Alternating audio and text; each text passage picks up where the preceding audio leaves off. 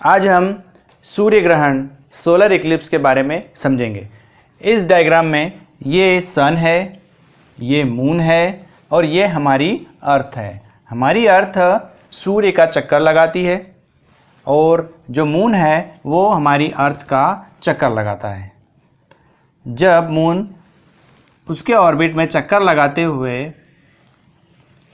यहाँ पर आता है तो होता ये है कि सन से जो लाइट आ रही है वो इस मून के ऊपर आती है और मून के दूसरी तरफ उसकी छाया बनती है, तो जिसे हम सूर्य ग्रहण कहते हैं। जहाँ जहाँ छाया बनेगी वहाँ के व्यक्तियों को सूर्य ग्रहण दिखाई देगा। तो मून की जो छाया है वो दो तरह से बनती है। एक बीच वाला जो सेंटर वाला पॉइंट होता है मून के, ये वाला, ये बिल्कुल डार्क होता है जिसे अम्ब्रा कहा गया है, और इसी डार्क छाया के साइड वाला जो है वहाँ पर हल्का डार्क होता है जिसे पैन अम्ब्रा कहा गया है। तो जहाँ जहाँ अम्ब्रा होगा वहाँ वहाँ के व्यक्तियों को सोलर इक्लिप्स देखने को मिलेगा, और जो साइड वाला जो एरिया है यहाँ इस क्षेत्र के जो व्यक्ति है उन्हें पार्शियल सोलर इक्लिप्स देखने को मिलेगा। तो कुल मिला के ये है कि जब किसी लाइट वाले सोर्स के सामने कोई वस्तु आती है तो उसके ठीक अपोजिट साइड में उसकी शेडो बनती है। तो यही सिस्टम यहाँ पर हो रहा है। इसमें लाइट का सोर्स हमारा सन है और ऑब्जेक्ट मून है। जैसे ही लाइट आती है तो दूसरी तरफ इसकी शेडो बनती है जिसे हम सूर्य ग्रहण कहते हैं। इस मॉडल में हम सोलर इक्लिप्स को समझने की कोशिश करेंगे। ये हमारा सन है, ये मून है और ये अर्थ है। जो मून होता है वो अर्थ का चक्कर लगाता है और जो अर्थ होती है वो सन का चक्कर लगाती है। तो मून इस तरह से जब चक्कर लगाता है अर्थ का, तो एक स्थिति ऐसी आती है जब वह सूर्य के सामने होता है और चंद्रमा की जो शेडो है वो अर्थ के ऊपर आती है इस तरह से।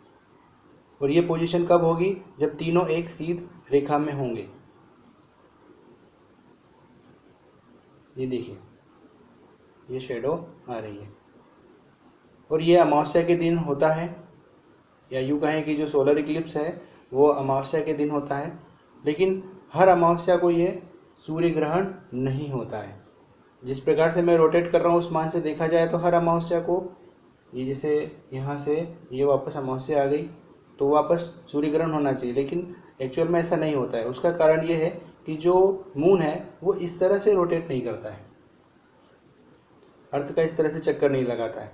वो उसका जो एक्सिस है, ये हम कहें कि जो मून का ऑर्बिट है और अर्थ का ऑर्बिट है, ये 5 डिग्री टिल्ड होता है, या हम कहें कि 5 डिग्री का इनमें झुकाव होता है। तो मून कभी अर्थ के ऊपर से रोटेट करता है और कभी अर्थ के नीचे की ओर जाता है, कुछ इस तरह से रोटेट करता है। ये भी हम देख रहे हैं कि अभी कोई शेडो नहीं बन रही है मून की अर्थ के ऊपर। ये देखिए,